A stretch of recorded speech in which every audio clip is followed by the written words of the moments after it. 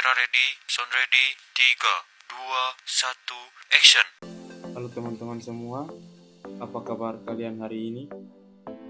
Semoga keadaan teman-teman semua dalam keadaan yang baik-baik saja. Perkenalkan, nama saya James Benu dengan NIM 237 111 014 dari Prodi Pendidikan Informatika Universitas Citra Bangsa.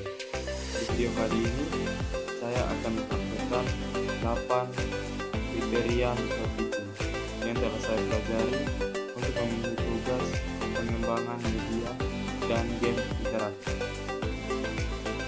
Selamat menyaksikan. Sebelumnya, kita akan berdoa dan absen. Nah, apakah teman-teman semua tahu apa itu kecerdasan buatan atau AI? Mari kita belajar sama-sama. Nah, kecerdasan buatan atau AI adalah kemampuan sistem komputer untuk meniru kecerdasan manusia seperti berpikir, belajar, dan membuat keputusan secara rasional. Bukan sekedar pemrograman konvensional, tetapi proses berpikir, pemecahan masalah kompleks, dan adaptasi dinamis terhadap kondisi baru. Nah, menurut Russell dan Peter Novick, AI adalah sistem yang dapat berpikir dan bertindak secara rasional seperti manusia. Nah, teman-teman semua, itu adalah pengertian dari AI atau kecerdasan buatan. Selanjutnya, tujuan pembelajaran kita pada hari ini. Yang pertama itu, siswa harus mampu menjelaskan pengertian dan konsep dasar AI. Yang kedua, siswa harus mampu mengidentifikasi penerapan AI dalam kehidupan sehari-hari. Yang ketiga, siswa harus mampu menunjukkan pemahaman konsep melalui hasil kuis. Nah, teman-teman, selanjutnya itu ada video pembelajaran dari YouTube. Nanti saya akan menaruh video referensinya di deskripsi agar teman-teman semua bisa melihat.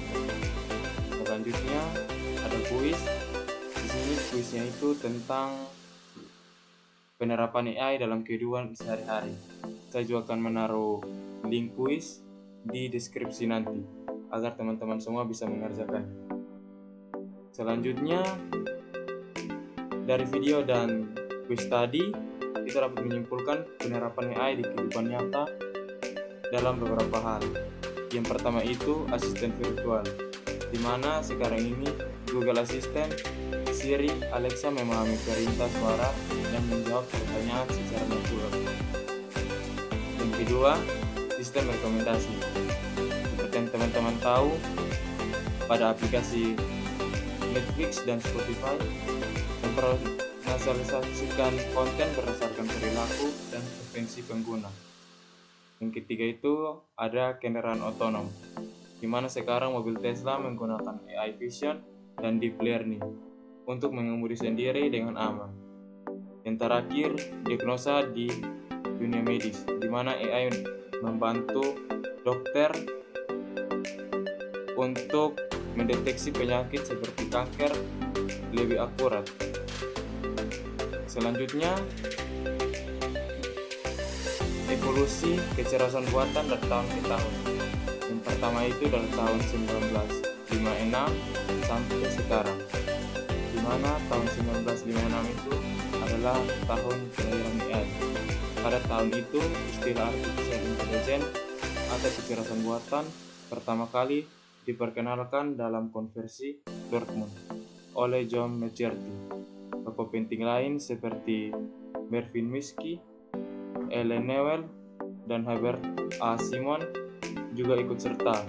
Mereka percaya bahwa suatu hari nanti mesin bisa berpikir dan belajar seperti manusia.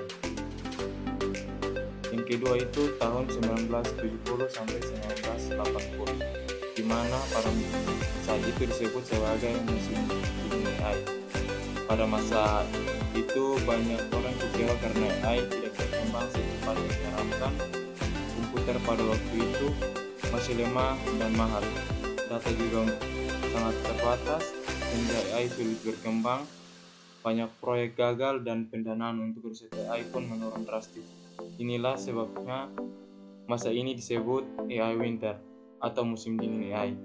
Namun masih ada kemajuan kecil, terutama pada sistem pakar, yaitu program yang bisa memberikan saran seperti seorang ahli di bidang tertentu, misalnya medis atau teknik.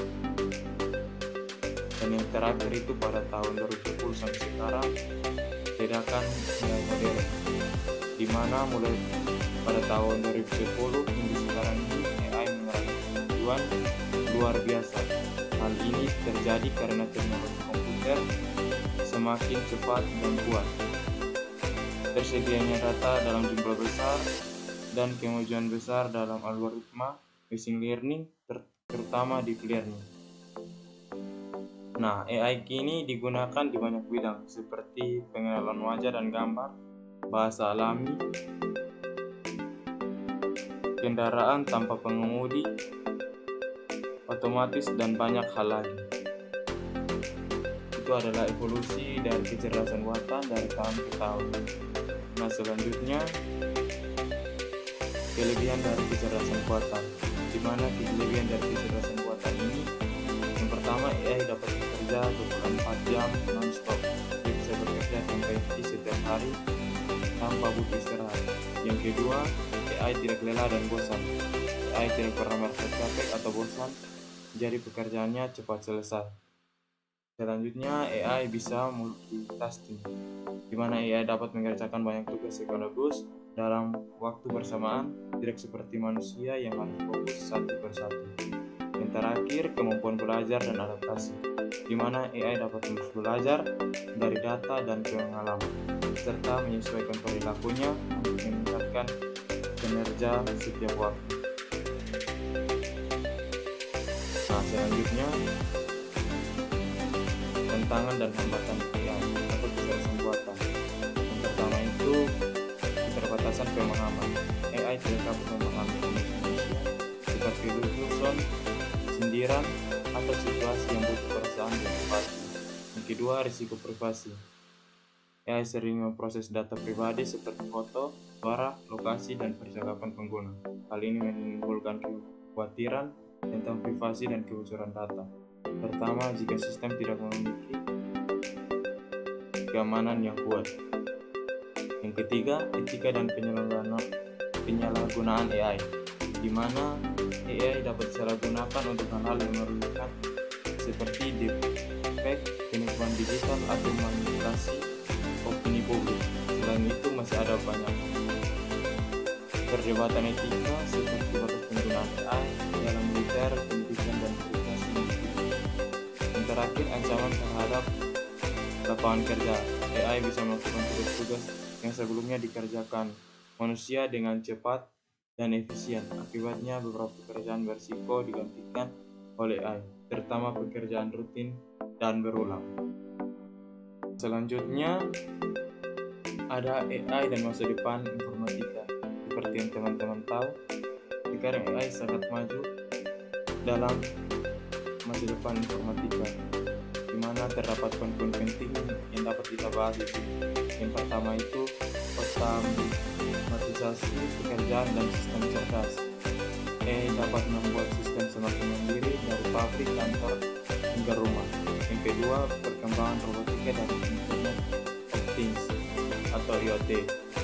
Gabungan AI dan IoT akan menghasilkan sistem pintar terhubung seperti kendaraan otonom, rumah pintar, kota pintar, dan robot yang bisa berinteraksi secara alami dengan manusia.